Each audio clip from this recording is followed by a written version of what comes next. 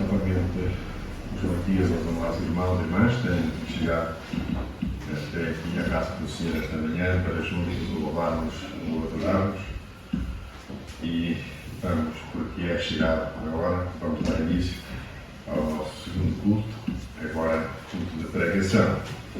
E vamos fazê-lo cantando o hino número 69, que é um hino cheio de interrogações, todas as estrofes. Encontramos quem, mas também está a resposta a estas perguntas e nós sabemos que a resposta é sempre Cristo, é Cristo. Vamos 69 então para iniciarmos o nosso ao Senhor.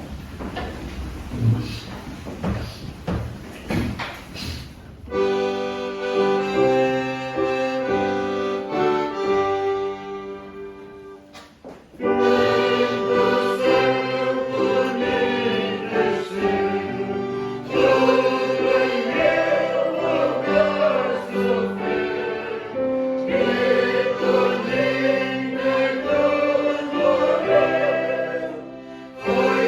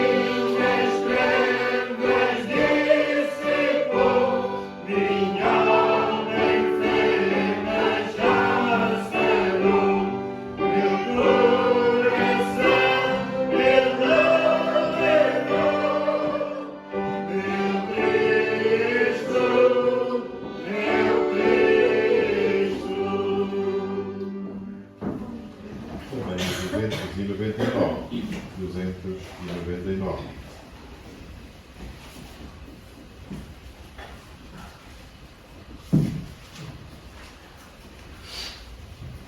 Quero salva-te comigo. Certamente que este é o nosso sincero desejo.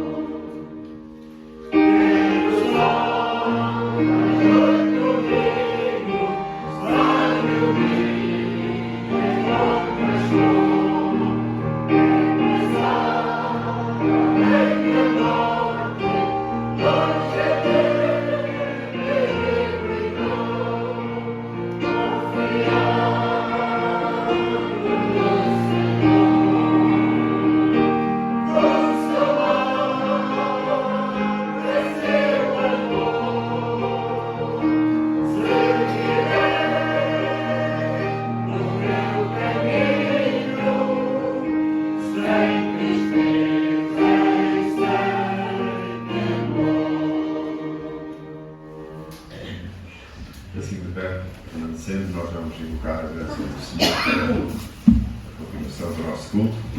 Para o servo do Senhor que nos vai expor a sua palavra mais à frente. Vamos por hoje. Falar ao Senhor e ao nosso irmão Joaquim Oliveira, por favor, e fazer.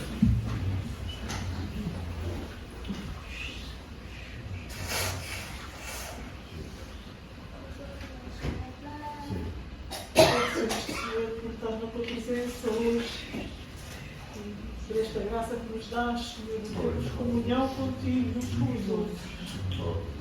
Louvamos-te, Senhor, porque podemos viver confiados no Senhor e consolados pelo seu amor. E muitas vezes, no meio das dificuldades, Senhor, tu conheces o coração, a vida de cada um na tua presença nesta manhã. E sabes as dores, as alegrias, as vitórias e as derrotas de tantas vezes. Mas louvamos-te porque podemos dizer que vivemos confiados em ti. e consolados em Ti, o Teu Santo Espírito habita em nós, e nos guia e guarda e dirige, Senhor. Louvamos por o que já vivemos nesta manhã, Senhor, a ter relembrado a Tua morte e a Tua vitória sobre a mesma, em nosso lugar. E pedimos-te, Senhor, também agora, que recebas o louvor, a adoração, o amor dos nossos corações nesta manhã. E que sejas glorificado. E pedimos também uma bênção especial para o teu servo que vais por a tua palavra. Que ela seja de facto enviada por ti. E que ele seja só um porta-voz, Senhor. A ti toda a glória, toda a honra e todo o louvor, Senhor.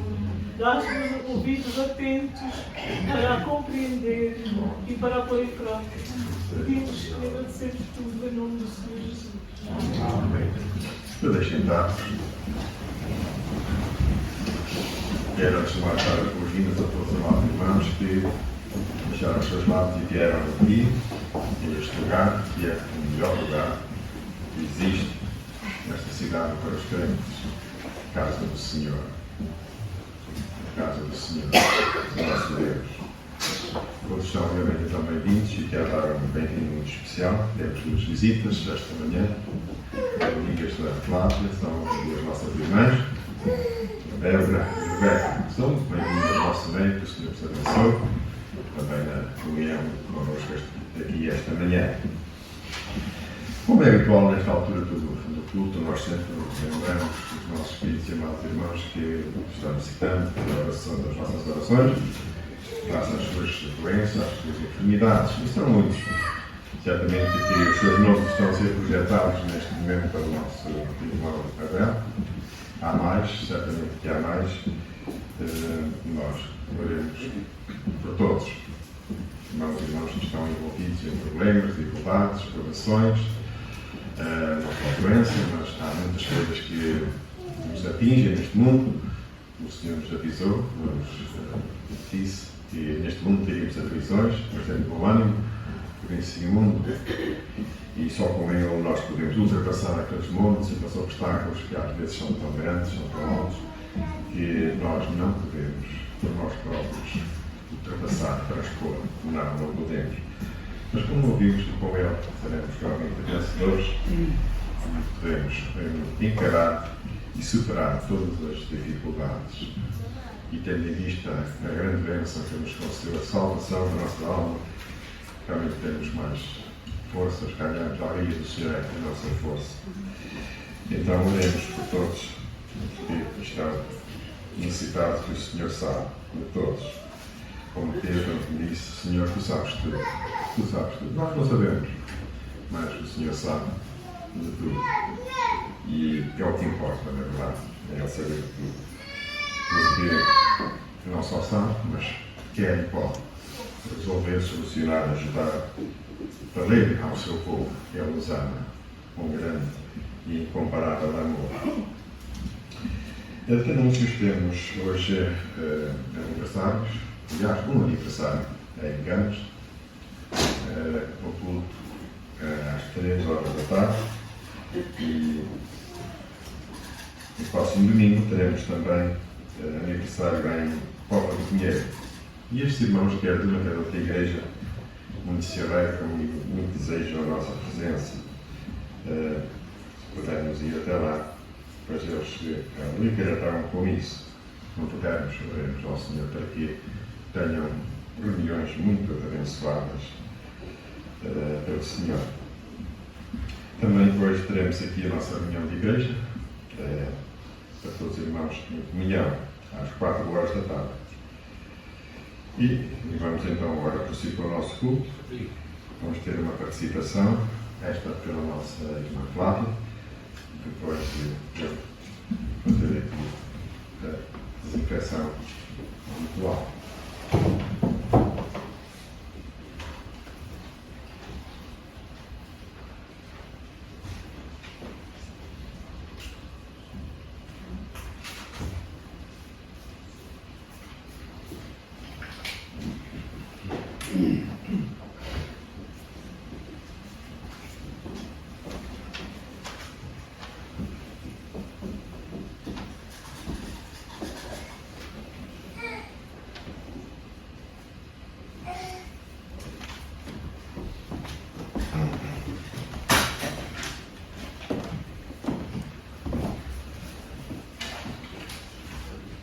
Irmãos, eu trouxe um texto para compartilhar com vocês.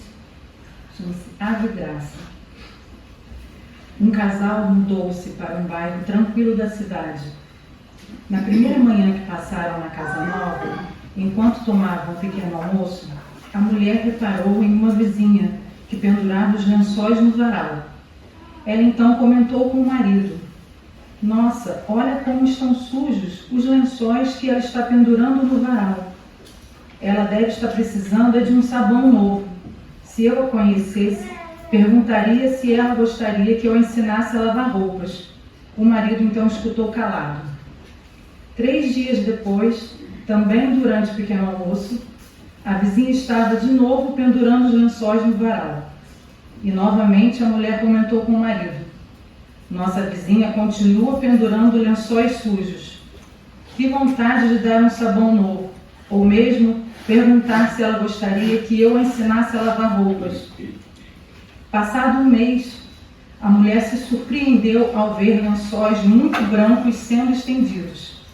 Empolgada, foi dizer ao marido: "Veja, finalmente ela aprendeu a lavar roupas. Será que a outra vizinha deu sabão a ela? Ou mesmo ensinou como lavar melhor as peças? Porque eu mesma não fiz nada."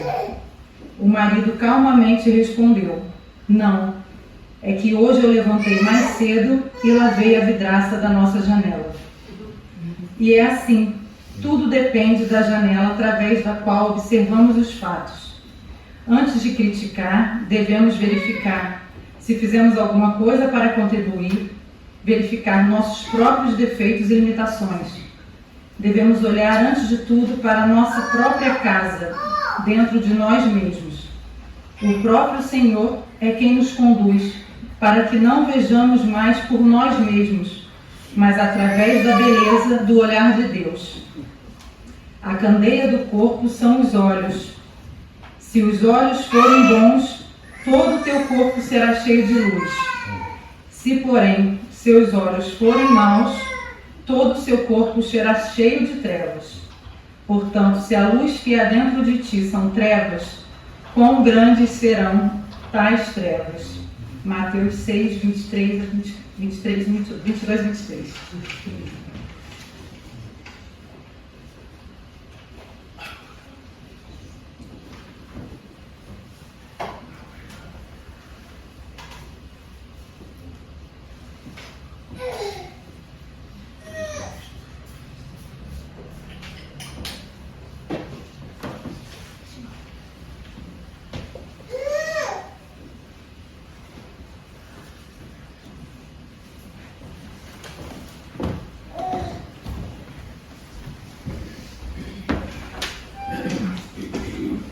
Obrigado pela palavra.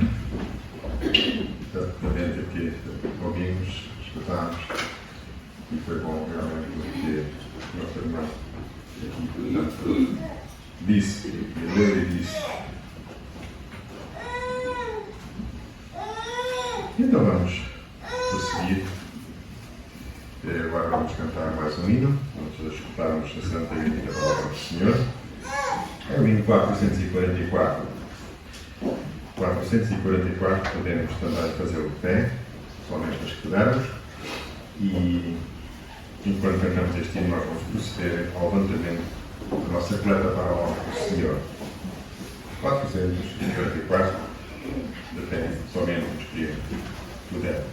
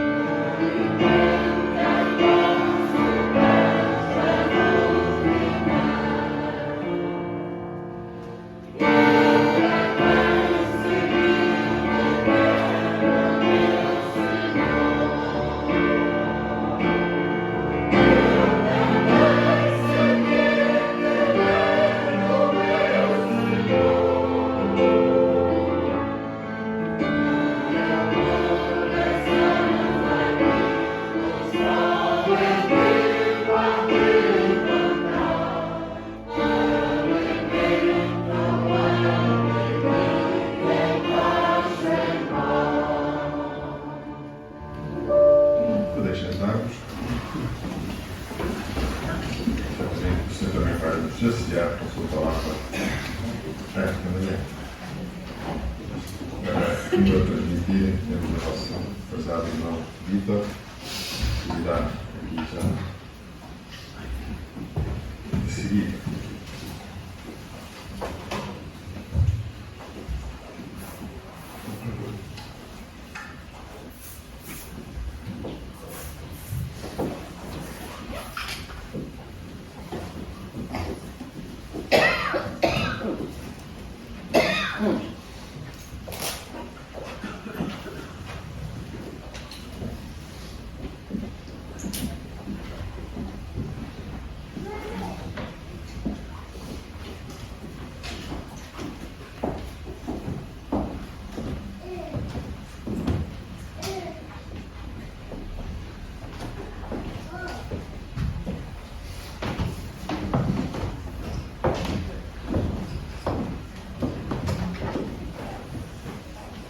Gostei muito da história daquele marido que foi limpar a vidraça da janela. Afinal, o problema não estava cá dentro, estava lá fora. Bom dia, meus irmãos. Bom dia. Eu desejo muito que a presença do Senhor esteja aqui neste dia, neste culto. Porque se a presença do Senhor não estiver cá, o culto não vai ter muita utilidade. E desejo sinceramente que isso aconteça. Vou colar o casaco, senão lá em casa depois tenho que ouvir o fado. Há algum tempo, no passado, o irmão veio aqui dar uma palavra do Senhor e na introdução ele disse mais ou menos isto.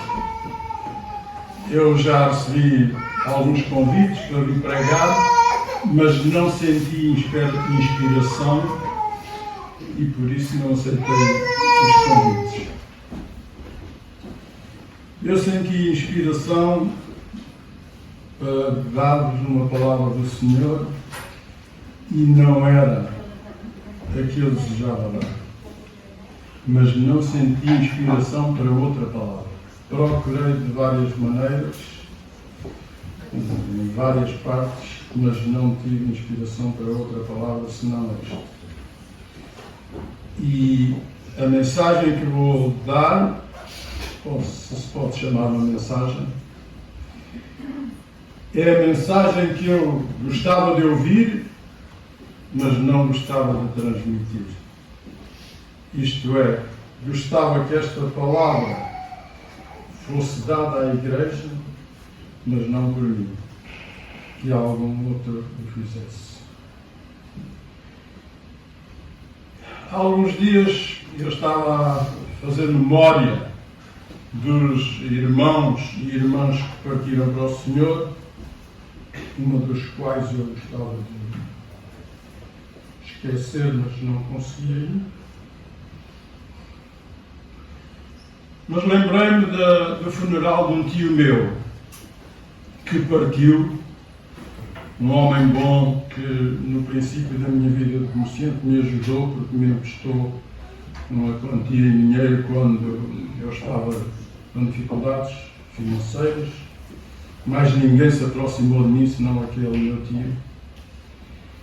E no funeral dele, um filho proferiu uma frase que eu nunca esqueci, que dizia assim: foi-se a alegria desta casa. Calou bem fundo.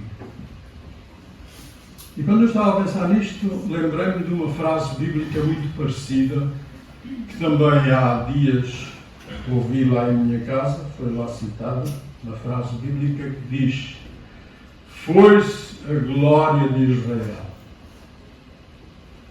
Foi-se a glória de Israel. E eu fui procurar na Bíblia, porque já não recordava muito bem em que contexto é que esta frase tinha sido dita e por quem, e fui e encontrei a frase. E está lá, em 1 de Samuel, nós vamos ler esta palavra do Senhor, este trecho. 1 de Samuel, capítulo 4. Faz favor de procurar na vossa Bíblia. 1 Samuel capítulo 4 e o verso 18. E diz assim: E sucedeu que, fazendo ele menção da arca de Deus, Eli caiu da cidade, caiu da cadeira para trás, da banda da porta, e quebrou-se-lhe o pescoço, e morreu, porquanto o homem era velho e pesado, e tinha ele julgado a Israel 40 anos. E estava sua nora, a mulher de Finéias, grávida, e próxima ao parto. E ouvindo estas novas de que a arca de Deus era tomada, e de que seu sogro e seu marido morreram, encurvou-se e deu à luz, porquanto as dores lhe sobrevieram. E ao tempo em que ia morrendo, disseram as mulheres que estavam com ela: Não temas, pois tiveste um filho. Ela, porém, não respondeu, nem fez caso disso. E chamou ao menino e acabou, dizendo: Foi-se a glória de Israel, porquanto a arca de Deus foi levada presa, e por causa de seu sogro e de seu marido. E disse: De Israel a glória é levada presa, pois é tomada a arca de Deus. Uma tragédia, não é? Um homem sacerdote do Senhor que desempenhava o seu cargo lá no templo, naquele templo improvisado, não era o templo ainda que Salomão tinha construído, ainda não tinha acontecido isso, era uma tenda que foi montada para servir de santuário, de tabernáculo para o Senhor. E aquele homem, por causa da sua idade, sentado lá numa cadeira, à entrada da porta do templo, e quando ele estava ali, ele recebeu uma notícia desagradável. Alguma coisa que mexeu com ele. O homem deve ter tido uma queda de tensão. Não sei se estou a dizer para aqui alguma asneira, são aqui especialistas no caso. Provavelmente afligiu-se. Aquela notícia o perturbou tanto que ele caiu e partiu a cervical, a Bíblia diz que partiu o pescoço e morreu. Morreu por causa da notícia desagradável que recebeu. Como se isto não bastasse, a sua nora, que estava de bebê, estava provavelmente por ali perto também, e ela fez um parto prematuro, teve uma criança, e quando estavam a desfalecer, alguém foi procurar mexer com ela, avivá-la, e disseram-lhe: Alegra-te, não vais morrer porque tiveste um menino, que bom, tens um menino. Mas a mulher disse: Eu vou morrer por causa de terem levado a glória de Israel. Foi-se a glória de Israel. Esta era a principal razão, embora morresse também com o desgosto de ter ficado sem o sogro e sem o marido. Mas a principal razão dela era esta: foi-se a glória de Israel. Foi-se a glória do Senhor. O que era isso? A glória de Israel. A arca da aliança. E a mulher afligiu-se, e o seu sogro. Não era por causa do valor monetário da arca. A arca era valiosa, num espaço. Tinha 1,10 m de largo, mais ou menos, por 70 de largo. Não, 1,10 m de comprido, 70 de largo e 70 de alto. Era mais ou menos a medida daquela arca. E toda forrada a ouro por dentro e por fora. Tinha por cima dois querubins também em ouro, umas argolas, umas varais, tudo em ouro. Olha, se eu tivesse aquele ouro todo, vendia, comprava uma autocaravana. Que valor imenso! Mas não era por causa deste valor, não era por causa do valor monetário da arca que a mulher chorava, que a mulher morreu. Não era por causa disto.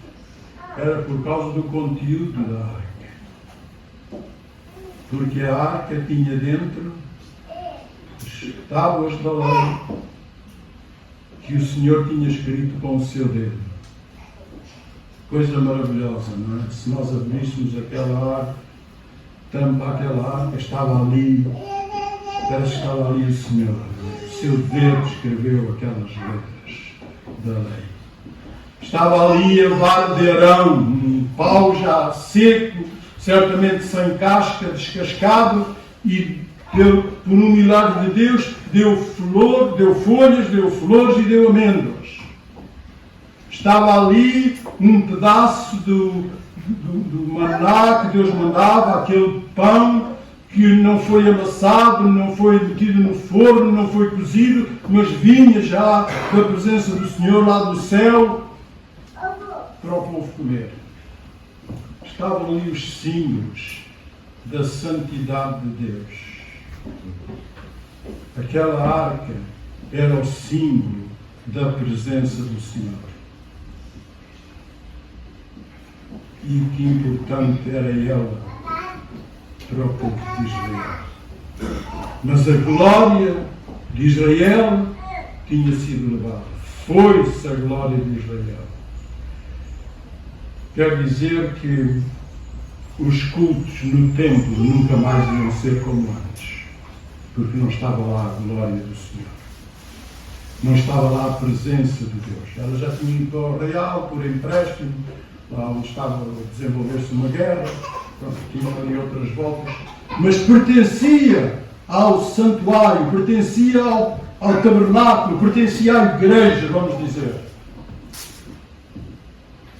Sem a presença daquele instrumento, sem a presença do Senhor, os cultos nunca mais teriam o mesmo valor que tinham antes. Quer dizer-vos, irmãos, que se a presença do Senhor não estiver aqui, nós viemos apenas fazer um encontro de amigos para nos cumprimentarmos e abraçarmos, e não muito mais do que isto. E não é para isso que nós aqui vimos. Nós vimos ao culto para sentirmos a presença do Senhor, para ter comunhão com Ele. E eu pergunto, é isso que acontece? Não estou a dizer que não acontece, estou a perguntar. Quando entoamos os hinos no culto, sentimos que Deus está aqui, sentimos que está aqui a presença do Senhor, a presença do Senhor está naquele hino que cantamos, estamos a meditar nele, no significado daquela letra. Rumo cruz se dirigiu, dela ao dia fugiu como emblema da fronte de dor. Mas eu amo essa cruz, porque nela Jesus deu a vida por mim, pecador. Quando cantamos este hino, estamos a sentir a rudeza daquela cruz. Estamos a meditar nisto. Estamos a sentir o significado de Jesus ter sido pregado naquela cruz para ter uma morte horrível de horas, porque podiam ter condenado Jesus, os seus concidadãos. Jesus era judeu e foram os judeus que pediram uma morte horrível para ele. Podiam ter dito, vamos enforcá-lo. Não sei, demorava 5 minutos, se calhar a morrer, talvez. Vamos cortar-lhe o pescoço, cortar a veia jugular, acho que é assim que se chama. Morre no instante. Mas não. Vamos pendurá-lo que ele há de morrer lentamente. Durante horas há de estar ali a agonizar. Quando cantamos estes hinos, com esta mensagem, estamos a sentir o que aquele hino quer transmitir-nos. Quando oramos ao Senhor, uma oração de louvor a Ele, estamos a fazer isso com convicção do que estamos a fazer, com sentimento, com emoção. Ou estamos apenas a recitar uma ladainha, como lá fora fazem? A presença do Senhor está aqui. Se isso acontece, nós emocionamos-nos quando cantamos. Quando celebramos a ceia do Senhor, reconhecemos verdadeiramente o significado deste pão e deste vinho. Estamos a viver o momento da crucificação. Quando um soldado, um malandro, que estava lá, que ainda por cima não era judeu, era um romano qualquer, enfiou uma lança pelo lado de Jesus. O que significa aquele pão martirizado, aquele sangue, aquele vinho, simboliza isso, o sangue que correu. E durante a ceia do Senhor, estamos a meditar nisto, estamos a pensar nisto, emocionamos-nos, sentimos verdadeiramente a aflição que Jesus sentiu porque foi desamparado por seu Deus e Pai. A presença do Senhor está no momento em que nós celebramos a ceia. Deixem-me dizer isto, que eu estou à frente. Há dias estava ali durante a ceia do Senhor.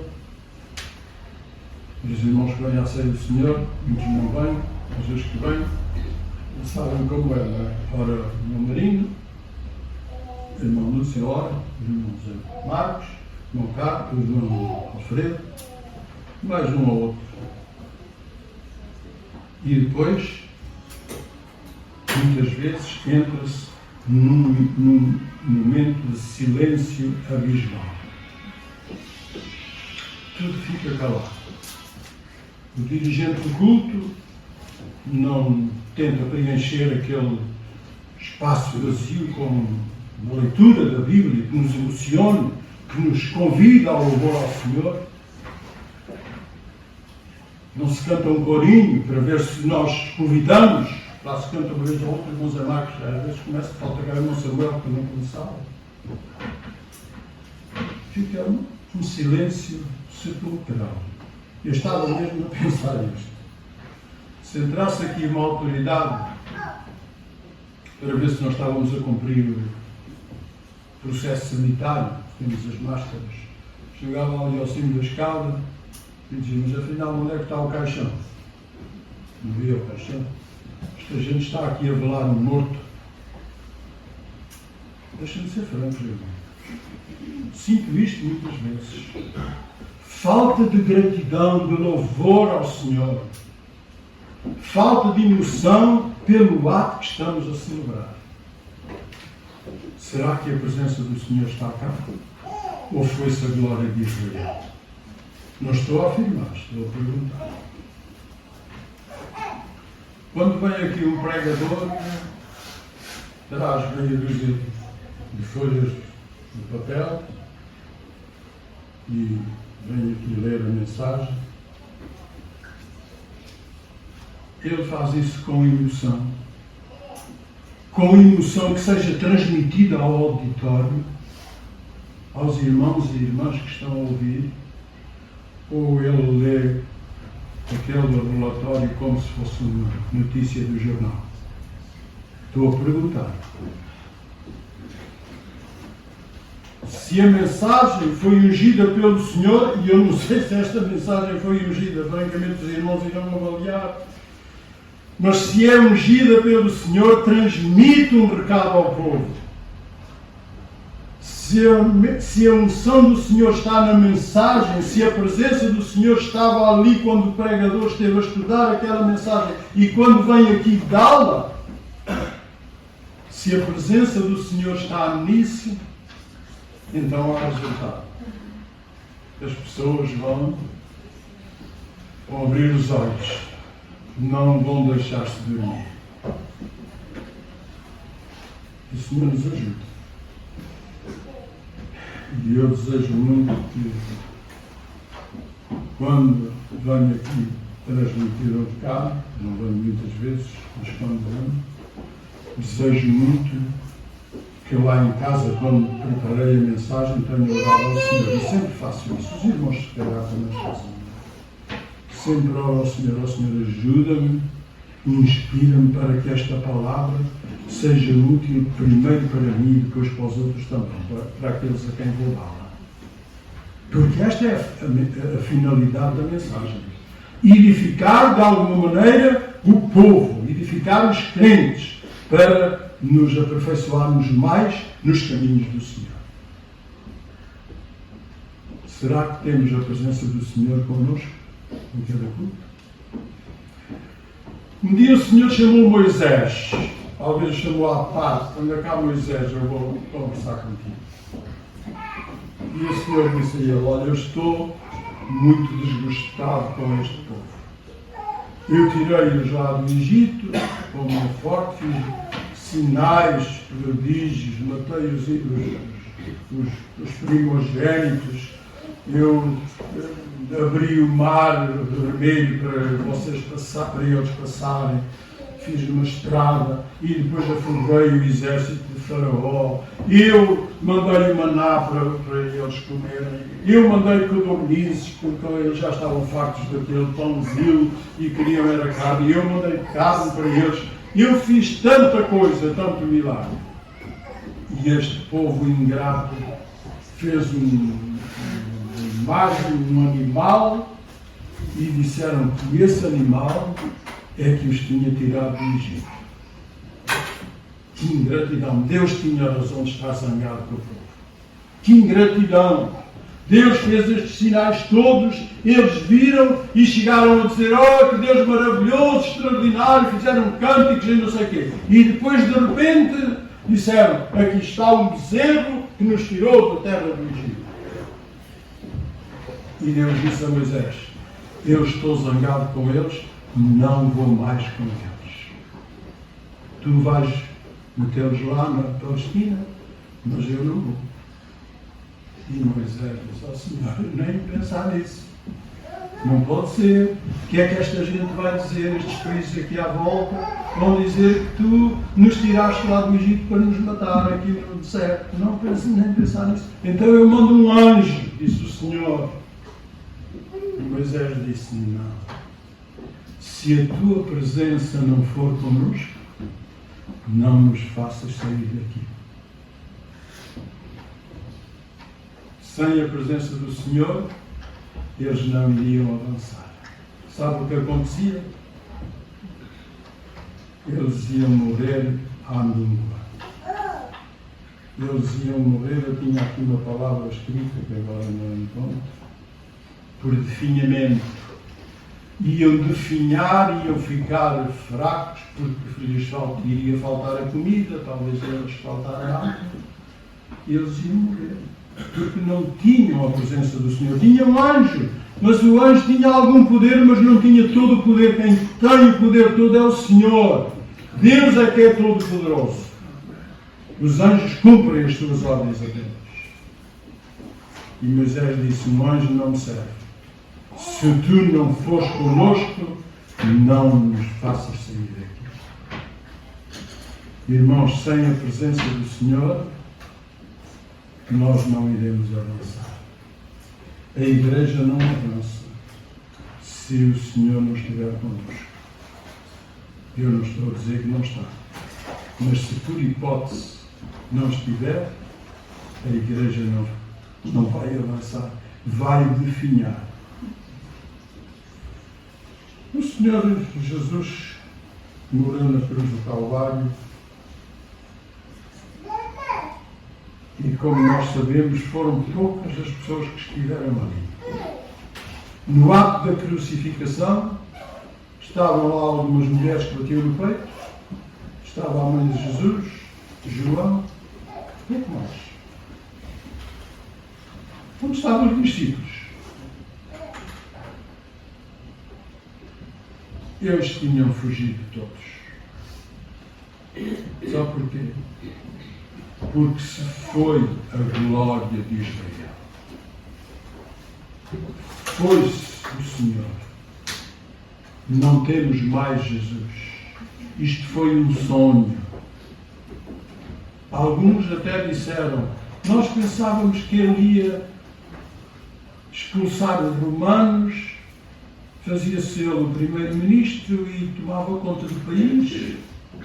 Mas não aconteceu nada disso. Já é hoje o terceiro dia e foi-se a glória de Israel.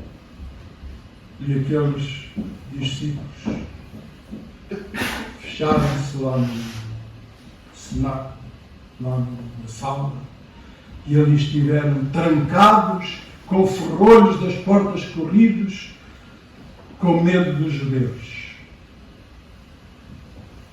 Foi-se a glória de Israel.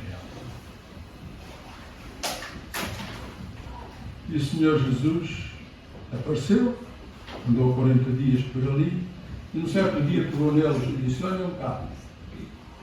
Eles desceram lá de Jerusalém, por Ribeiro de Cedron, e foram até ao Monte das Oliveiras. Alguns que estão aqui já fizemos este percurso, não é? Coisas inesquecíveis. Há aquele monte que está mesmo sobre a ceia de Jerusalém. Ali fez uma pequena reunião com eles e disse: olha, isto não vai acabar. Vocês vão continuar esta obra. Vão até pregar em Jerusalém, Samaria, até os confins da terra. Não? Continua. E de repente começou a subir. E os discípulos ficaram a olhar para cima. Foi-se a glória de Israel. Já não tinham o Senhor com eles. E lá voltaram. Certamente o Senhor despediu-se deles, não sei como foi. Eu acredito que o Senhor abraçou cada um. E quem sabe se lhe disse: olha, daqui a 50 anos, mais ou menos, nós estaremos todos juntos no porvir. Ele disse ao ladrão na cruz: tu estarás comigo no paraíso. Daqui a 50 anos vamos estar todos no paraíso. No máximo 50 anos. Lá foram eles. Meteram-se outra vez no cenáculo e ali ficaram, sem a presença do Senhor. E não fizeram nada. Não foram pregar o Evangelho como o Senhor tinha mandado. Não, ficaram ali. Bem, o Senhor Jesus tinha dito: esperem em Jerusalém. Mas num certo dia, talvez quando Deus estava a fazer a oração, não sei, a Bíblia diz que se ouviu um vento veemente e impetuoso. O Senhor Jesus tinha dito: eu não vos deixarei órfãos, voltarei para vós. Eu vou enviar-vos o Consolador, para que fique convosco para sempre. O Espírito de verdade que o mundo não pode conhecer, porque não o vê nem o conhece, mas vós o conheceis, porque temos Cristo e habita convosco. Era o que o Senhor tinha dito. E naquele dia, aquele vento arrastou o Espírito Santo do Senhor.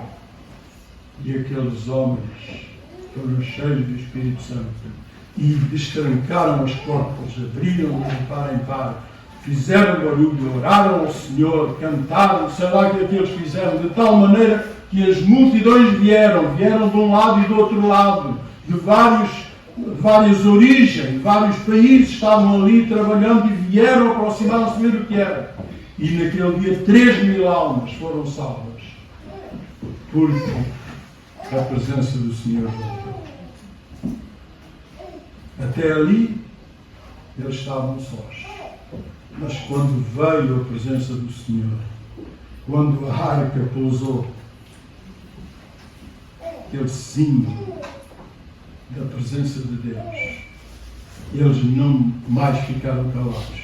Eles avançaram, prosseguiram e espalharam-se por toda a Ásia. E eles pregaram em Jerusalém, e eles pregaram na Grécia, e eles pregaram na Turquia, e eles pregaram em Itália, e eles pregaram em Espanha, e encheram o mundo oriental da doutrina do Evangelho.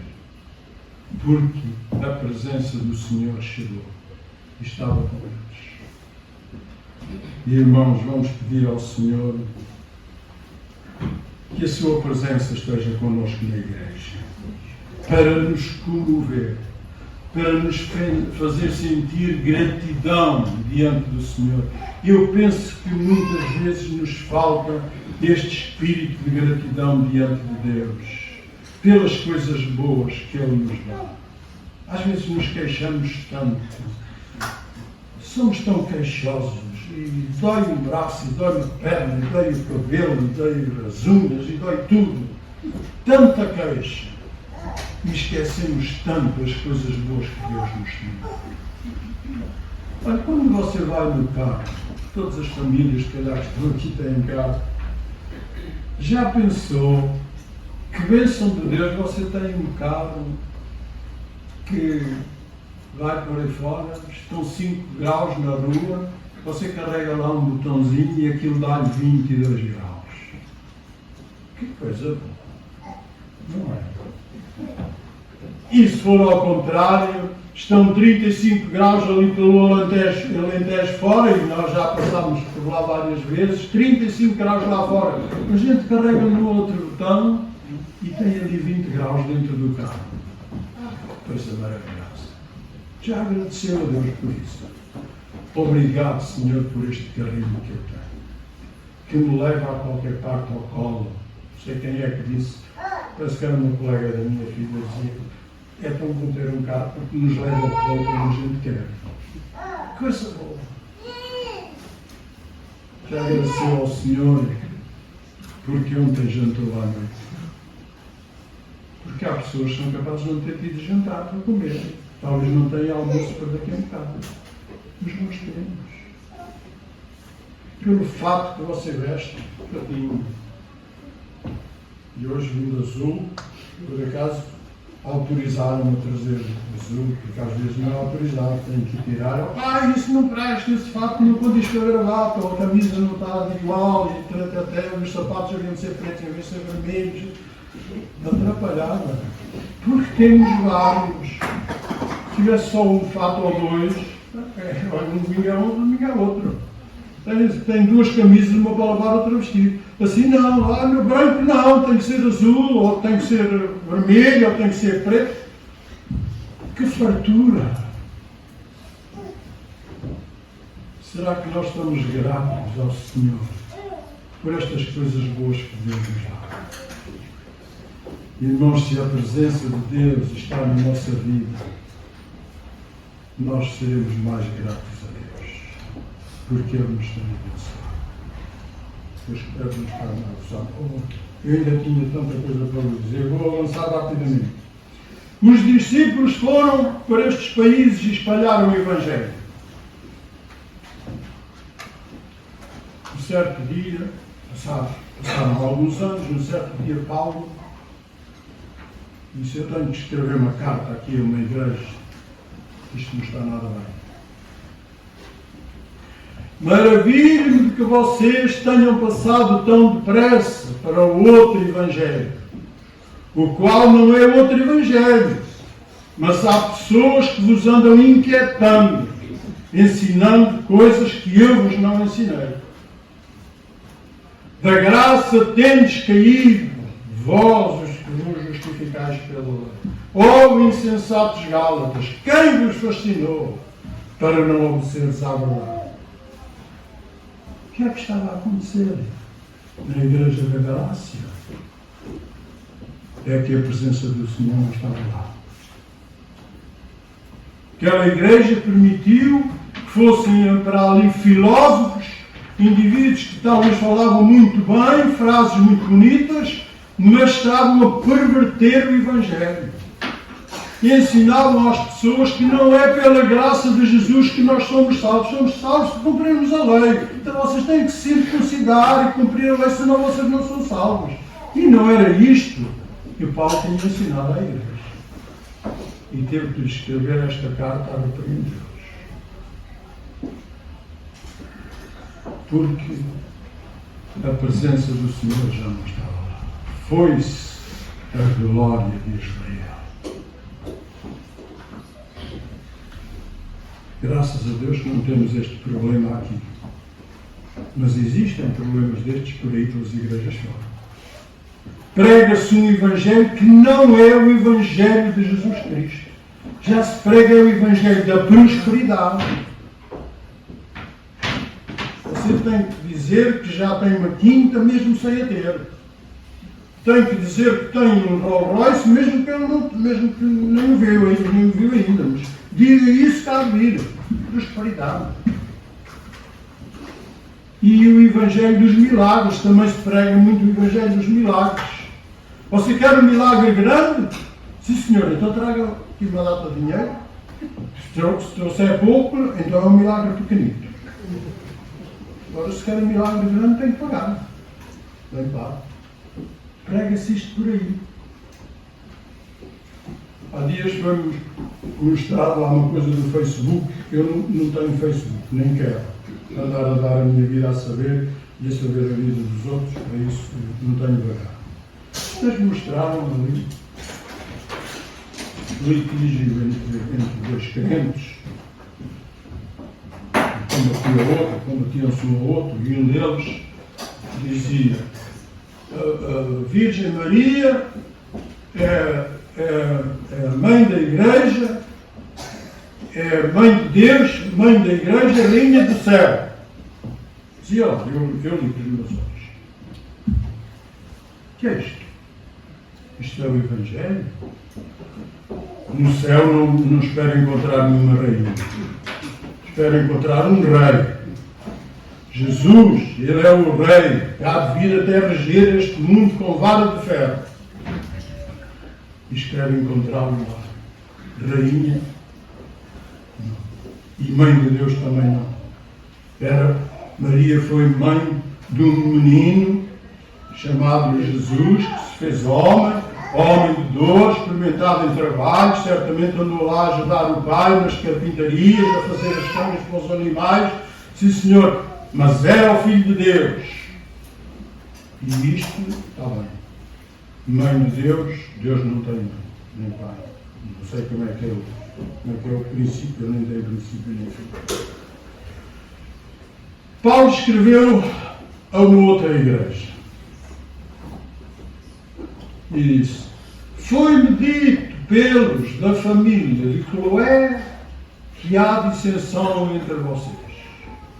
E note isto: pelos da família de Cloé. Deixa-me dizer aqui um palavrão. Paulo não esteve com arcas encoiradas, porque às vezes acontece isto. Disseram-me que o irmão fez assim, ou a irmã fez desta maneira. Mas isso é mentira. Quem é que disse? Não vou dizer quem disse. Isso. Mas diga lá, isso, eu vou ter com ele e vou esclarecer. Isso não é verdade, não foi nada disso que se passou. Não, desculpe, mas eu não digo. Paulo não fez assim. Os da família de Cloé disseram que vocês andam aí aos tombos uns aos outros. Porque um diz que é de Paulo, o outro diz que é de Apolo, e eu não batizei nenhum de vocês. Por acaso batizei 2 ou 3, mas Paulo não foi crucificado por vós. Vocês estão enganados. Vocês são servos do Senhor Jesus, não são servos de Paulo nem de Apolo. E mais do que isso, mais adiante, ele disse: ouça algum de vós, tendo algum negócio, ir a juízo com os irmãos? Vocês negociam uns com os outros, não se entendem e depois vão ao juízo lá perante os incrédulos. Por que é que vocês não vão à igreja? Não há entre vós um sequer que faça julgamento, que julgue o vosso caso? É preciso ir para o tribunal? Em vez de ir, olha meu marinho, olha que ali o irmão Ismael comprou-me um burro e agora não quer pagar o burro, diz que o burro é cego de um olho. Só anda pela esquerda, só vê do olho esquerdo, e eu quero que ele ande pela direita, mas só vê para a esquerda. Irmão, não pode tratar disto. Sim, irmão, eu vou tratar, vamos falar, era assim que podia ser, vamos combinar. Mas não, em vez de fazer isso, foi lá ter para o tribunal, foi ter com a doutora Bárbara, não é esta que fala, mas era uma que não era crente. Foi lá, disse: doutora, eu tenho um problema, olha, lá na minha igreja, eu sou evangélico, e lá na minha igreja está lá um senhor que também é evangélico, tem a minha religião, e eu vendi-lhe um burro, contou a história, e o homem não quer pagar o burro. E a doutora Bárbara dá para os botões dela e diz assim: olha, já ganhei um burro, quem vai ficar com o burro sou eu.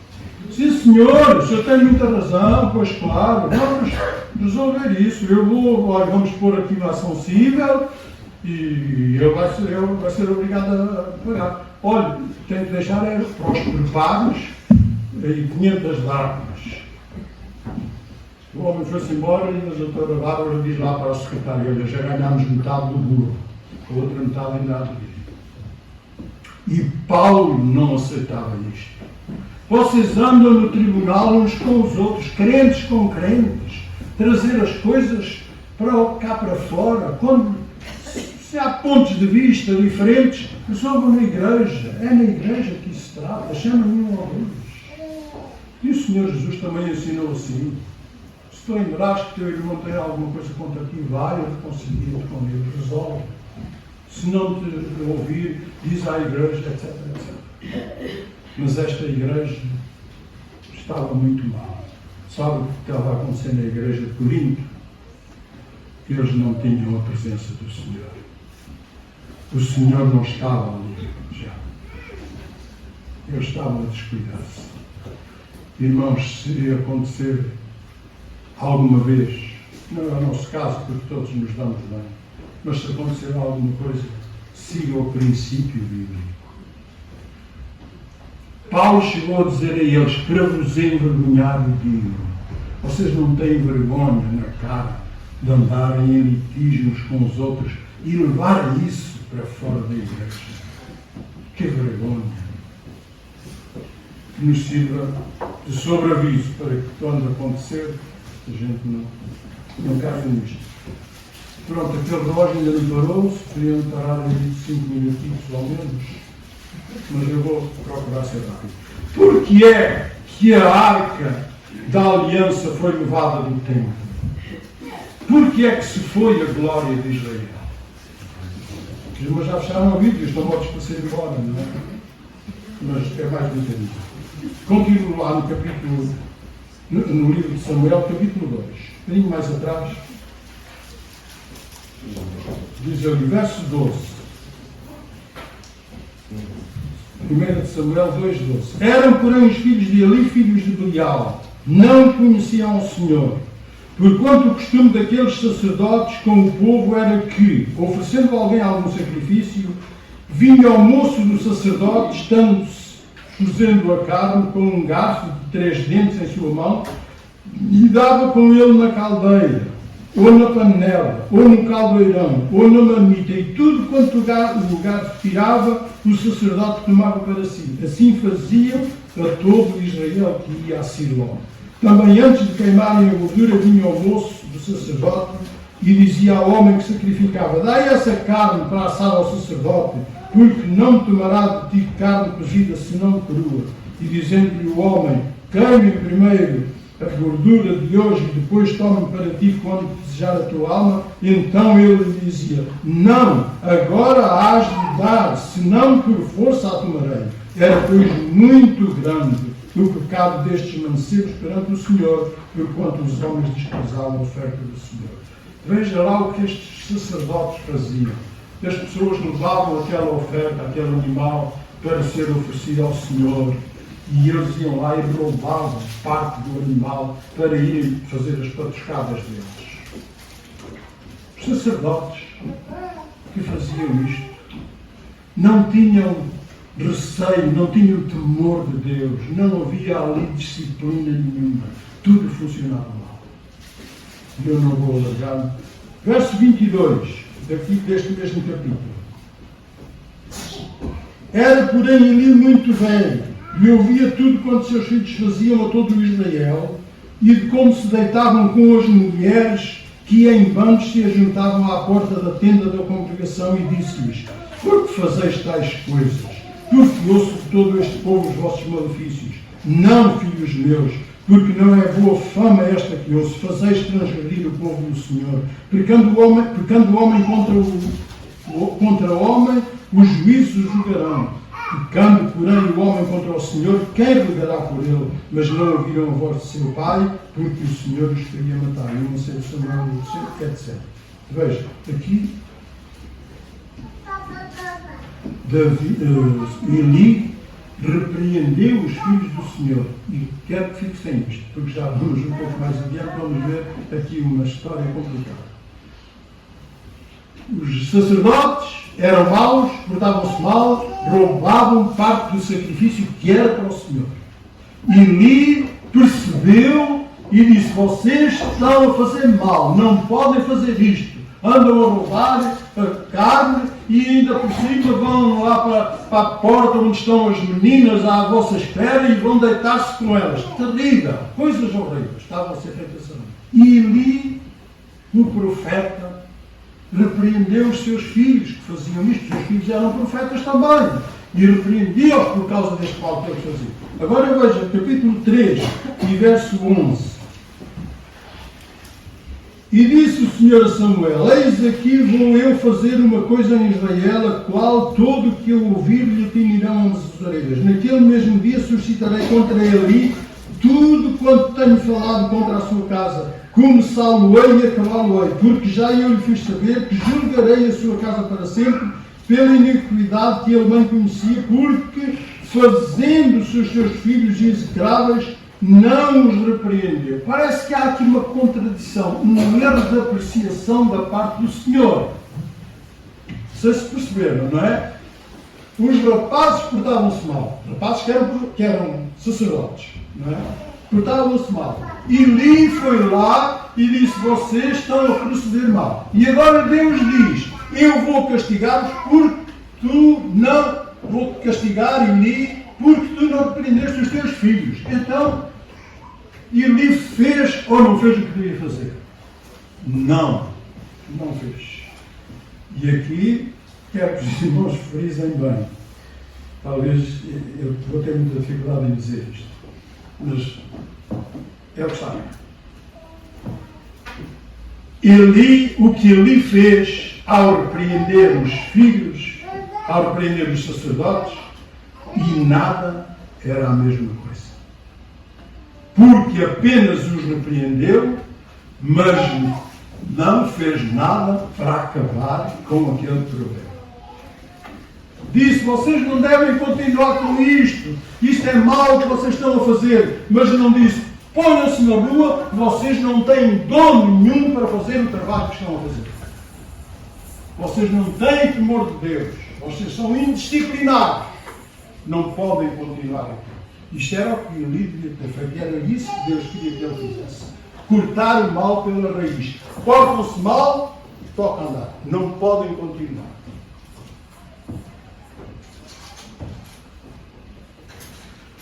Irmãos, deixem-me dizer isto. Não basta reconhecer que as coisas estão mal. Não basta eu reconhecer que tenho este ou aquele defeito, que faço isto ou aquilo que não devia fazer. Eu devo acabar com esta feitura. Não devo continuar mais a fazer isso. Tenho que cortar o mal pela raiz. Não faço, não apenas porque parece mal fazer. Não faço porque Deus não quer que faça. E vou um pouco mais além. Não basta dizer que as coisas estão mal na igreja. Nesta ou noutra qualquer. As coisas estão mal, têm que se pôr bem.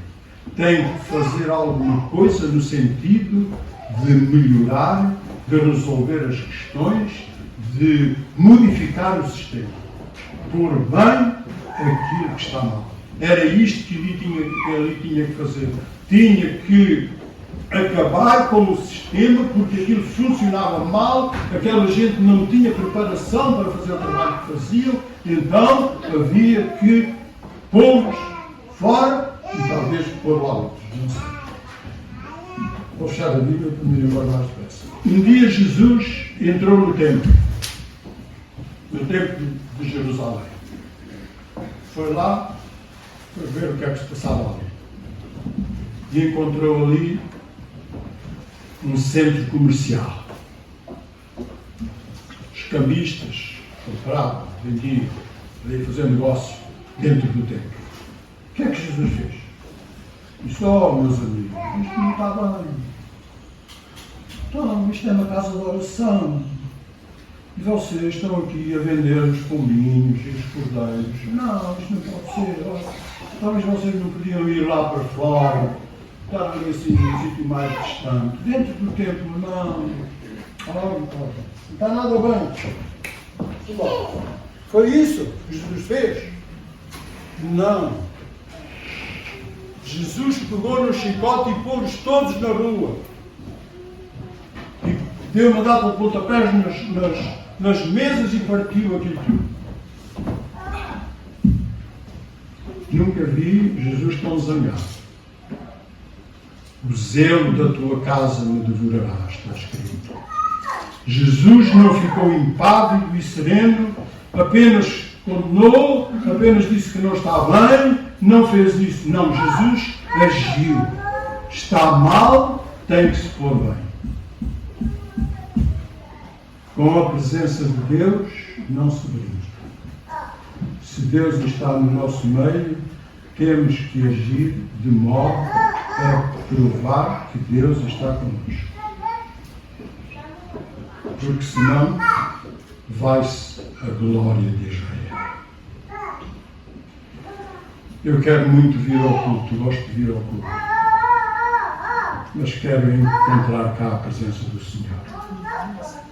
Quero marcar um encontro com Ele. Não quero vir aqui apenas cantar uns hinos sem muito sentimento. Faço uma tradição de pegar pão, como um bocadinho de pão e um bocadinho de vinho. Pronto, está feita aquela cerimónia. Ouço do pregador, pronto, está bem, olha, trazemos coisa escrita, nunca está escrita. Frases bonitas, que giro, está bom, sim senhor. Mas não senti nada. Não me emocionei, não tive um sentimento de gratidão ao Senhor, de responsabilidade, porque tocou-me aquela palavra, chegou comigo, achei que o Senhor estava a falar comigo, então não valeu nada. Quero vir cá e sentir Deus aqui.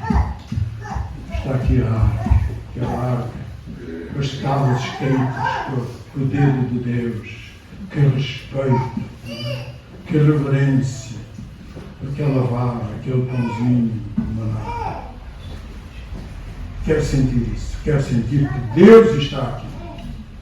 Quero sentir que a palavra do Senhor me toca. Não é apenas um discurso, mas é uma palavra viva, que fala ao coração com sentimento, que mexe comigo, que me leva à convicção de que preciso me aproximar mais de Deus.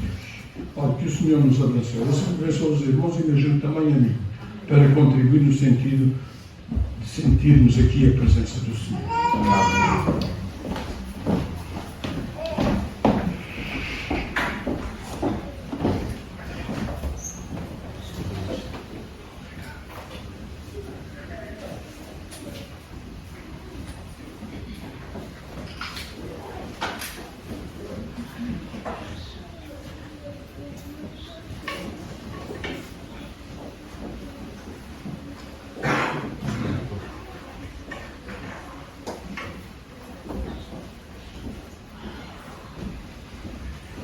Fiquei todos muito gratos ao Senhor pelo culto e especialmente agora pela exposição da palavra, da santa palavra do Senhor.